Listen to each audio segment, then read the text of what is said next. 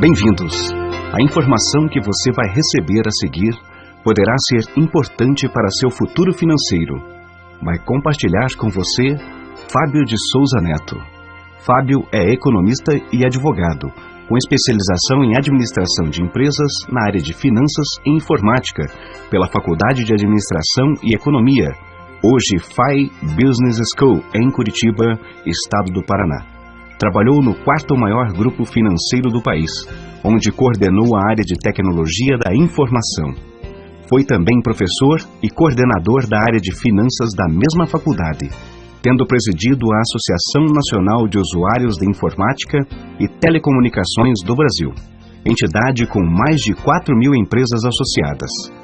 Empresário há mais de 20 anos, com negócios no Brasil e em mais de 15 países, Fábio tem sido convidado como conferencista para participar de seminários de negócios na Europa e América Latina. Com vocês, Fábio de Souza Neto. Bom dia! Antes de mais nada, gostaria de saudá-los e contar um pouco de minha experiência. 20 anos atrás, eu me encontrava trabalhando num grande banco, dirigindo uma das áreas de informática e lecionando finanças na faculdade onde eu tinha me formado. Foi quando, pela primeira vez, tomei conhecimento deste projeto. Num primeiro momento, fiquei um pouco cético, por ser um assunto bem diferente daquele com o qual eu estava acostumado a conviver, pois toda a minha formação até então tinha acontecido dentro do sistema educativo tradicional.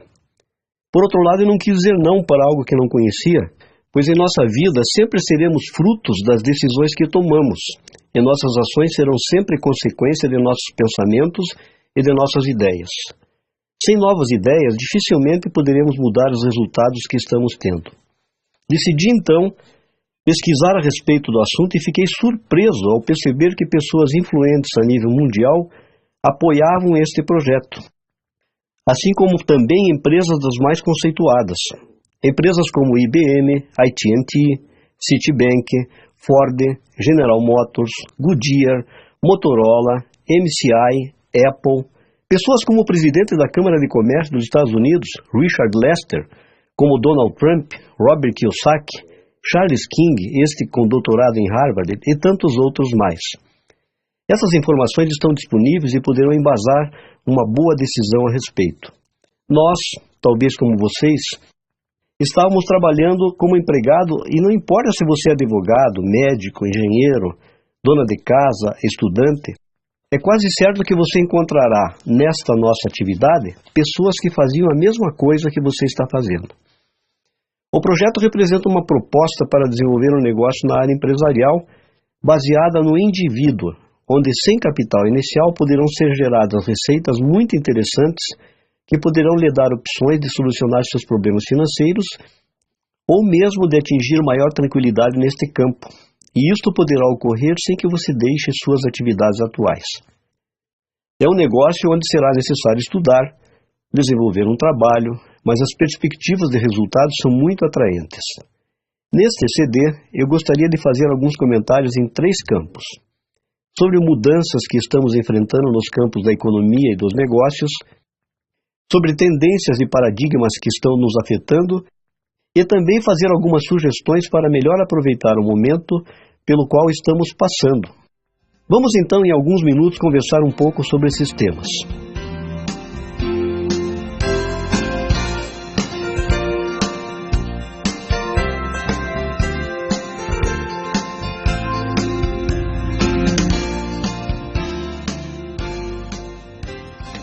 Para falar de economia, temos que falar de história. Há 200 anos atrás, nós nos encontrávamos na primeira grande era econômica que existiu, que foi a era agrícola. Nesta época, o dinheiro vinha do campo. O campo era o fator de produção, e o trabalho físico produzia recursos. Em seguida, entramos na era industrial. Surgiram as fábricas de automóveis e outras grandes indústrias, e o dinheiro começou a migrar do campo para outro setor. As pessoas que se mantiveram no campo começaram a pagar o preço da mudança, reduzindo sua renda. Há uma frase na ONU, em Genebra, dizendo que os países subdesenvolvidos de hoje são os que chegaram tarde à Revolução Industrial. E os países subdesenvolvidos de amanhã serão os que chegarem tarde à revolução tecnológica. Estamos vivendo uma nova era, e as pessoas falam de crise como se o dinheiro estivesse acabando e as oportunidades desaparecendo. Foi a mesma coisa que se passou na mudança da era agrícola para a era industrial. Na realidade, o dinheiro não desaparece, o que muda é a forma de ganhar dinheiro. Se pudéssemos comparar a economia com um poço de água, poderíamos dizer que o poço da velha economia está secando e está surgindo um novo poço. A questão é como aproveitar as novas oportunidades. Por exemplo, Rockefeller, Conrad Hilton, Henry Ford demoraram anos para conquistar suas fortunas, às vezes até uma vida inteira. Hoje em dia estamos vendo fortunas serem construídas em pouco espaço de tempo. Fortunas como a de Michael Dell, Jeff Bezos, Bill Gates. Isto pelo potencial enorme que existe na nova economia, repleta de muitas oportunidades.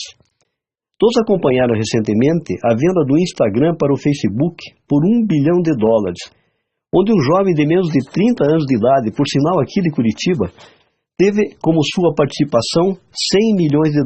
Ou também a venda do Waze para o Google, também por $1 bilhão.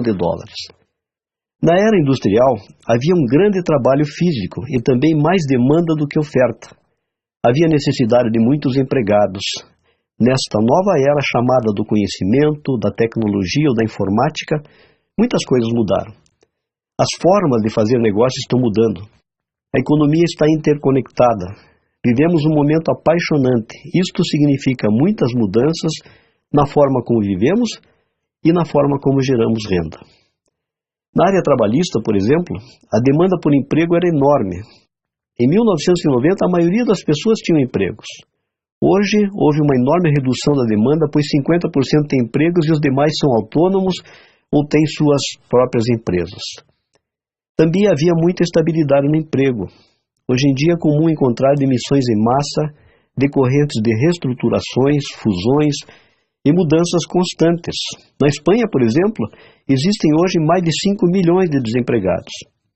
Antes haviam as carreiras de longo prazo nas empresas, onde os empregados dedicavam praticamente suas vidas para estas empresas.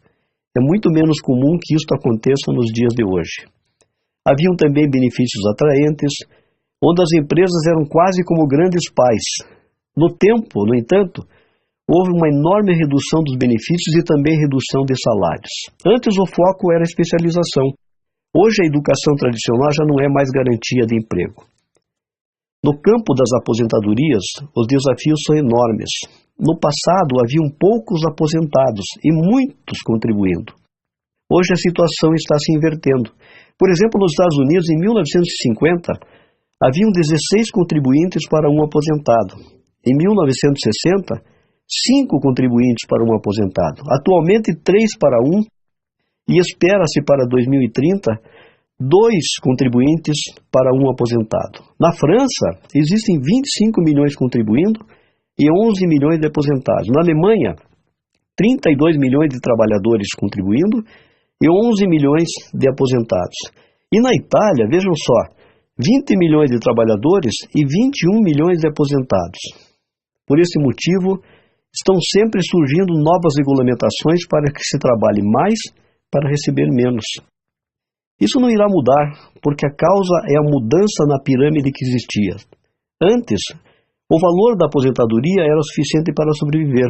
Hoje, 66% tem que continuar trabalhando para se manter e 1% se aposenta com riqueza. 5% com qualidade de vida decente, sendo que os demais têm que continuar trabalhando ou vivendo com a ajuda dos demais.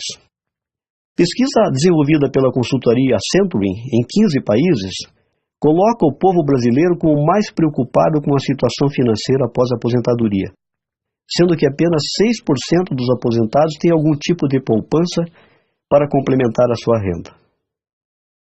Outra mudança forte está nas fontes de renda. Até 1960, as famílias se mantinham com apenas uma fonte de renda. Normalmente o pai trabalhava. Em 1990, eram necessárias 2 fontes, e hoje 70% necessitam 3 fontes de renda. Isto é impactante e torna-se necessário fazer algo mais para gerar renda. Durante séculos, a educação se manteve constante. ensinava-se o mesmo na maioria das universidades e colégios. Agora, as pessoas estão se dando conta de que a educação da era industrial já não funciona na era do conhecimento. Necessitamos uma educação empresarial que ensine sobre valores e princípios, sobre liderança, que tenha uma característica humanista, levando em conta a inteligência emocional. Torna-se necessário entender bem se somos empresários ou autônomos. E a diferença é que se sua empresa funciona sem sua presença física, você é realmente um empresário que alcançou a liberdade. O que você precisaria fazer para expandir seu negócio para outros países e mercados? Quanto lhe custaria? Qual seria a infraestrutura necessária? As mudanças envolvem ainda a generalização de imprevistos, onde a única certeza é que haverão mudanças. Globalização, economia de livre mercado, privatização maciça, cada vez mais pessoas trabalhando de sua casa, terceirização, trabalho em equipe, trabalho em redes, conforme pode ser visto no livro Economia Digital, desintermediação, virtualização, maior oferta do que demanda, onde o consumidor está cada vez mais com o poder.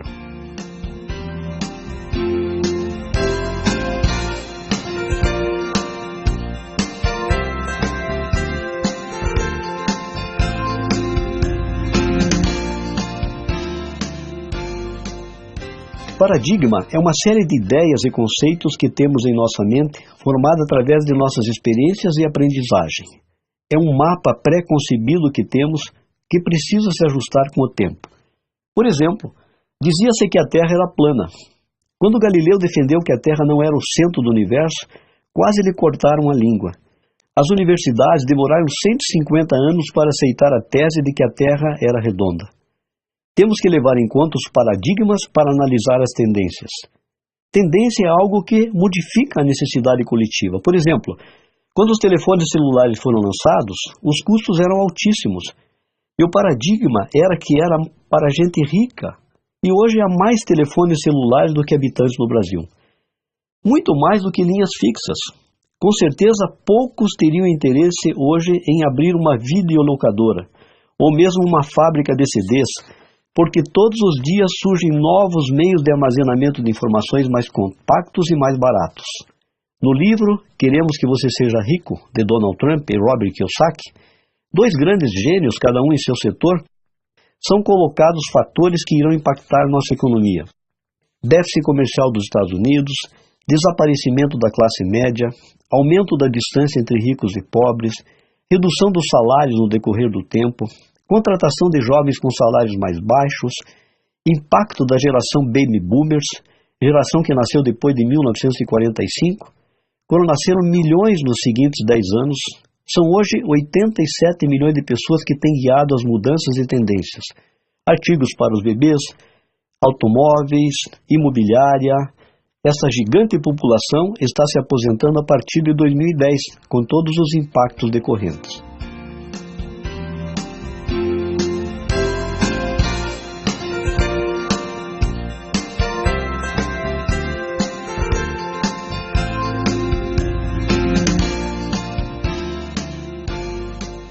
Há muitos anos atrás foi escrito um livro com o título A Parábola do Aqueduto, onde se conta a história da necessidade de água para atender os habitantes de uma cidade.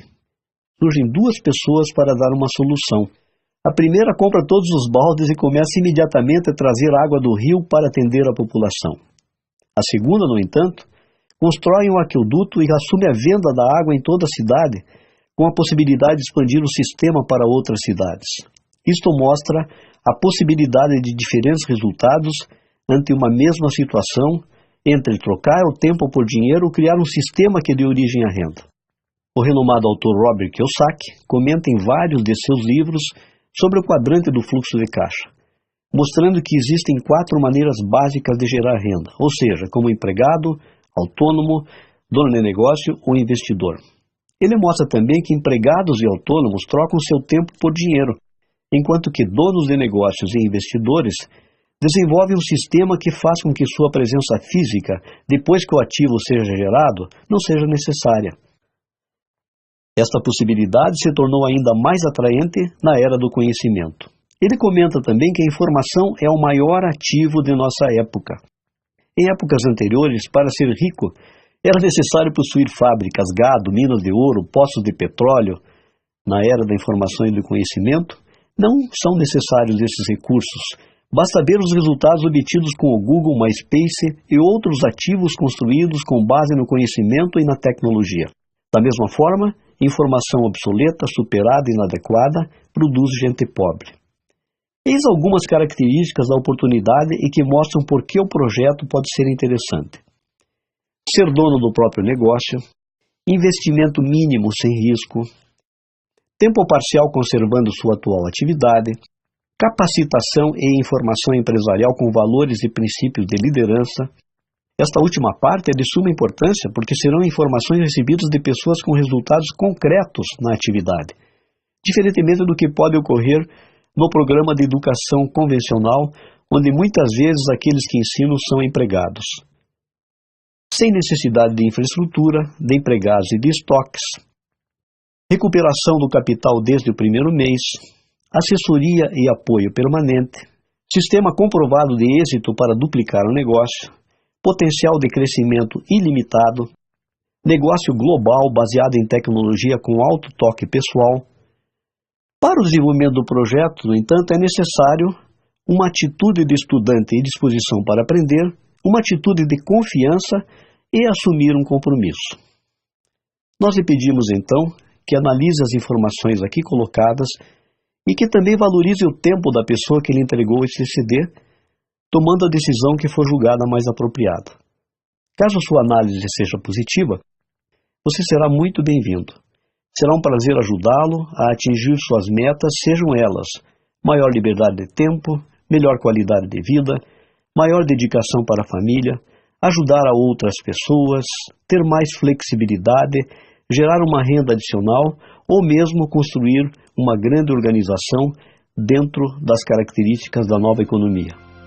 Tenham todos um bom dia.